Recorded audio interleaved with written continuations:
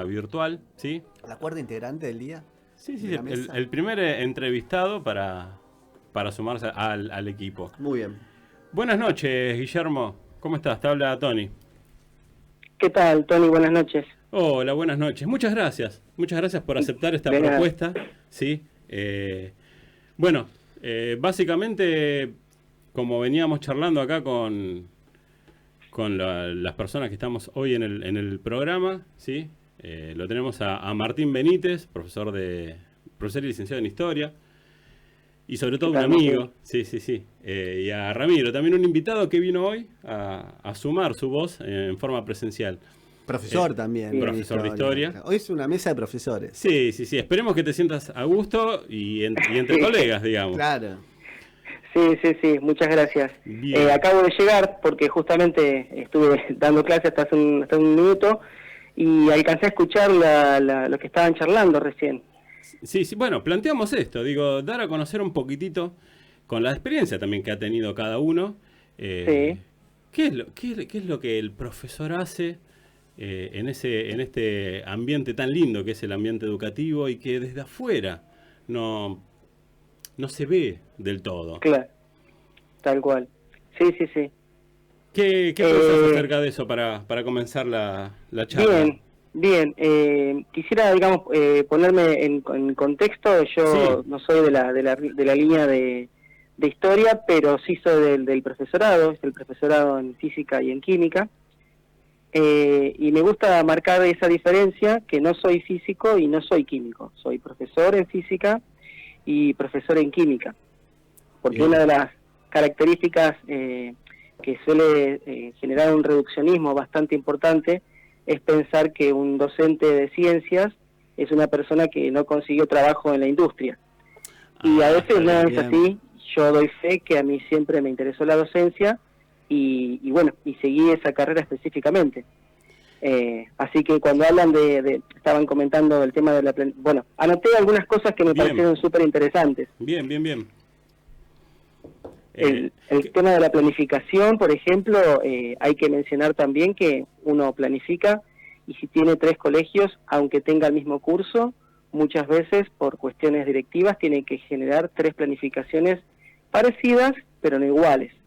Punto a tener en cuenta a la hora de un trabajo extra, no menor, que implica transformar la propuesta que uno va a llevar al curso, y primero atravesada por la idiosincrasia de la institución y luego modificada específicamente para el curso en que uno está trabajando, que más de una vez comparte el mismo año en la misma escuela y tiene que inevitablemente hacer actividades diferentes porque las formas de aprender, las dinámicas internas de esos chicos es muy diferente, y por más que uno quiera descansar en una única actividad o al menos aprovecharla al máximo, muchas veces no se puede. Sí, yo tuve un paso por estudiando 2 profesorados, en realidad, uno de matemática y uno de economía. Nunca he ejercido, con lo cual, por lo menos esta consigna desde el ambiente áulico no podría darla, pero sí recuerdo de este paso del estudio de que básicamente la planificación para el docente tiene que ser una guía, pero también tiene que ser flexible para lo que vos decís. Pensando en un otro, pensando en un alumno que no siempre es el mismo, tiene que presentar alternativas uno. Sí, claro. ¿Qué tal, Guillermo? ¿Cómo estás? Te habla Martín. Hola, ¿qué tal, Martín? Bien, esto que Guillermo está diciendo, que es muy importante, que vos, Tony, acompañás, es lo que nosotros conocemos como diagnóstico. La planificación se hace por curso, obviamente, porque partís de un diagnóstico inicial, que es el primer mes, los primeros 2 meses, ¿no? Donde vas tanteando el curso, los estudiantes de cada curso, y también las dinámicas internas que tiene cada curso. No solamente desde lo pedagógico, sino también en el plano de las relaciones entre ellos y entre el grupo con el docente a cargo, que muchas veces traen experiencias y también trayectorias disímiles, ¿no? En este sentido. Claro. ¿Cómo es tu experiencia en ese sentido? Y aparte, algo específico, de las materias, porque cuando uno por ahí habla de matemática, historia, física, parecieran ser como esas materias donde por lo general la gente en promedio no tiene alguna dificultad. Son materias que tienen su dificultad. Creo que los profesores no quieren eso y quieren siempre apostar a la enseñanza y uno transmitirle un poco ese amor que uno adquirió a la hora de estudiar, ¿no? Este tipo de profesorados. Tal cual, sí. Es cierto lo que decís, hay algunos otros profesorados que no son tan recordados, pero a mí me pasa, siempre me ha pasado que cuando me presento a personas que no me conocen, no, profesor, bueno, profesor de qué, de física o de química, y ya la cara le cambia porque inevitablemente esas materias son de las que dejan algún tipo de recuerdo. Agradable o de los otros, pero son materias que bueno, que le son pesadas psicológicamente a la gente. Y a veces los recuerdos son hermosos y otras veces no. Así que uno ya cuando ingresa al aula, ya ingresa con cierto prejuicio. Yo entré al aula de muy joven, así que tenía una poca diferencia de edad con mis estudiantes, pero ya a estas alturas, con 47 años, ya sí, ya soy, para algunos, tiene que venir el viejo de química en la escuela secundaria común, digamos. Sí. En la escuela técnica, donde también trabajo, es distinto, la dinámica es completamente diferente y se presta a otro tipo de juego de interacción. Pero es cierto que entrar al aula implica ganarse un espacio en esa dinámica, y como decía algún que otro autor, yo que soy muy fanático de leer, generar esa vida de aula, esa sinergia específica y única que se da en ese horario, con esos chicos, con ese profesor y en ese momento, y que como mencionaba hoy, muchas veces no es del todo repetible en otro aula. Y es muy interesante cuando uno empieza a ser medido en cierta medida, en cierto sentido por los estudiantes, que sí, que no, y uno a su vez empieza a conocer cómo se mueve el grupo, cuáles son los intereses generales, cuál es el nivel de atención, como bien mencionaba recién, eso de hacer un paneo de con qué contamos como punto de partida. Y es un trabajo intelectual bastante agotador, ¿sí? Para el docente que se mantiene activo y atento a todo lo que está pasando, realmente es un trabajo que desgasta. Naturalmente que si uno tiene vocación, y agradezco eternamente haber dado con mi vocación, es una fatiga que con unas horas de descanso uno se repone, pero es bastante demandante la educación.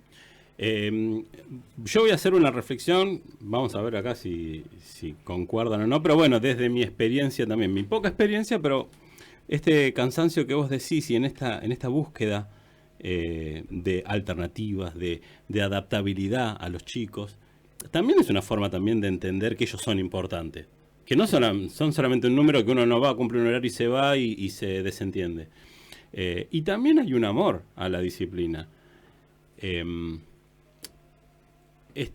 Está bueno que eso traspase a los chicos, a pesar de que muchas veces funciona o no, pero creo que esto uno lo hace, más allá de ese cansancio, por este valor que uno le da a la educación en general. No es simplemente, un profesor no es simplemente alguien que repite lo que ya sabe. No, por supuesto, no. En este sentido, hace poco leí una nota de una maestra que resaltaba el valor de ese primer momento del aula que es cuando se pasa lista. Y la maestra decía que eso que parece tan monótono, tan burocrático, si se quiere, desde lo administrativo, también es el primer contacto en el aula que tenés con los alumnos. Y en ese pasar lista, por apellido, por nombre, como al docente se le ocurra, el preguntar: María, ¿cómo estás? Claudio, ¿cómo te fue en el partido ayer? ¿Por qué faltó Cristian? ¿Alguien sabe? ¿Está enfermo? No, bueno, eso también es el inicio de ese diálogo y la preocupación y del alumno de saberse que no es solamente un número y que hay una persona que pregunta por él, que se preocupa a priori y que está interesada por las cosas que hace, ¿no? Me parece que es fundamental y va un poco con esto que dicen ustedes. Más allá de lo pedagógico, el lugar social que tiene el aula y la escuela hoy en nuestra comunidad. A veces cuando uno pasa lista los busca, los ve y a veces encontrás cosas de la cara que tienen o como el semblante que tienen ese día. Eso, yo siempre paso lista. En un primer momento es para conocerlos. Yo siempre digo que yo les paso con el apellido y que ellos me digan el nombre o me digan cómo quieren que yo los llame. Y posteriormente, sí, a veces te encontrás cosas. Y me resultó interesante lo que dijiste, Guillermo, que aclarás que vos elegís la docencia, porque también yo en uno de estos libros que uno enganchó decía que bueno, que para gran parte de la población los docentes somos un grupo de personas que hacemos esto porque no podemos hacer otra cosa. Y en realidad nosotros la elegimos. Yo en mi vida elegí ser docente antes de profesor de historia. Yo sabía que quería enseñar. Tenía que por ahí encontrar qué me gustaría enseñar. Sabía que no iban a ser las matemáticas. Probablemente no sean la fisioquímica. Era probable eso. No iba por ahí. No iba por ahí, iba por las ciencias sociales. Pero es eso, es la vocación que a veces se utiliza, recién lo hablábamos fuera de aire, ¿no? Se utiliza a veces para justificar los ataques a los docentes, como diciendo, para bajarnos el precio. para ¿no? bajarnos el Tantas precio, veces. si ustedes lo hacen por vocación. Pero bueno, uno no come de la vocación, salvo que sean la vocación las galletitas, Que no alcanzaría tampoco. que tampoco alcanzaría. Guillermo, ¿qué reflexión te lleva esto con tu experiencia también en el aula y estas relaciones humanas, ¿no? Que traspasan obviamente la educación? Sí, comparto lo que están diciendo. También a mí me pasó algo similar. Yo sabía que quería ser docente de chiquito. O sea, tengo 6 hermanos más chicos, así que mi vida fue repetir lo que yo iba haciendo a la cadena de hermanos menores. Pero por otro lado, por ejemplo, en mi caso particular, empecé en la carrera de bioquímica. Yo soy técnico químico, después empecé bioquímica. Y sin embargo, en el trabajo, un trabajo de muy bien pago, me empezaba a sentir vacío, y hasta que efectivamente me sinceré conmigo mismo y me di cuenta que lo que a mí me moviliza es otra cosa.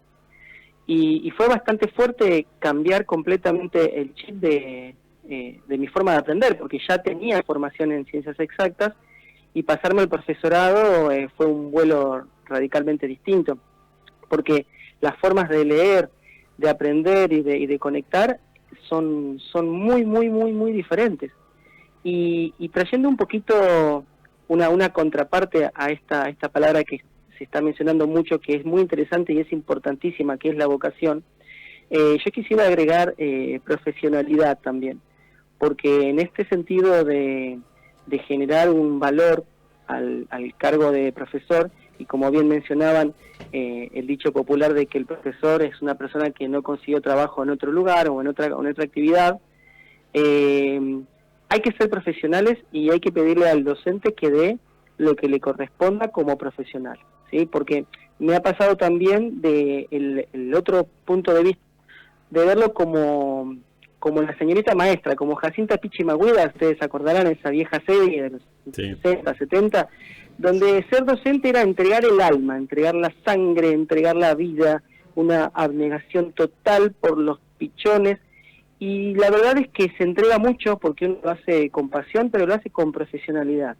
Si no, a una persona no le queda resto para llevar adelante sus propios propósitos en la vida.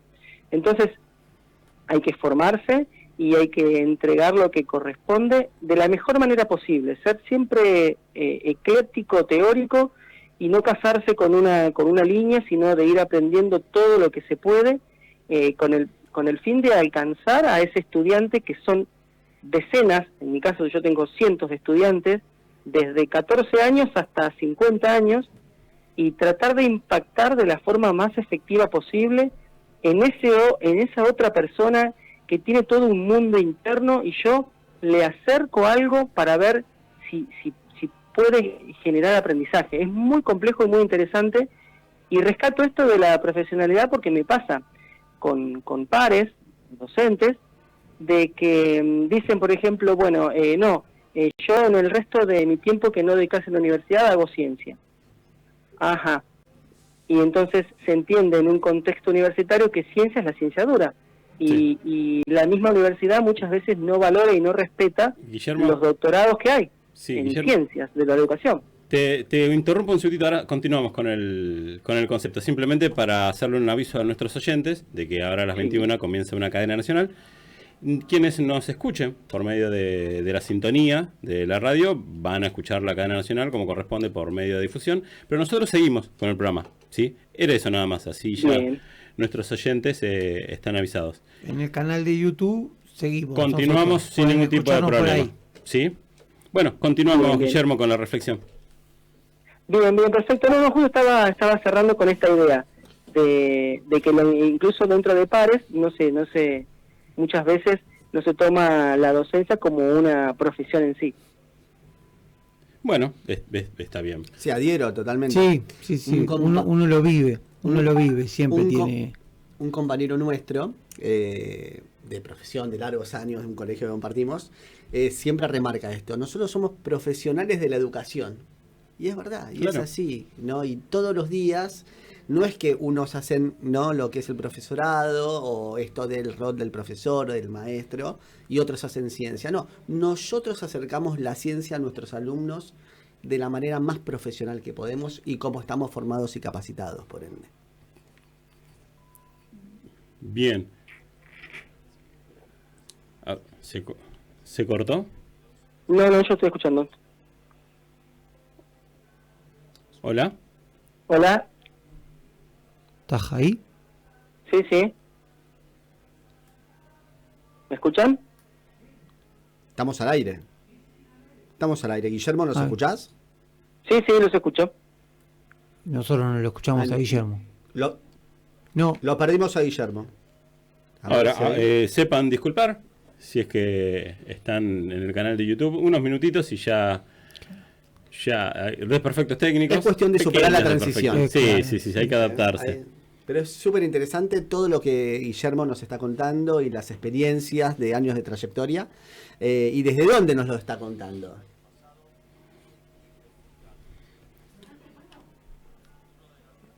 ese no es Guillermo el que está hablando, me parece.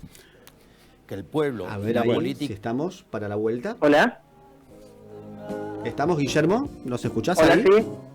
sí, los escucho. Claro, pero no... No tenemos retorno.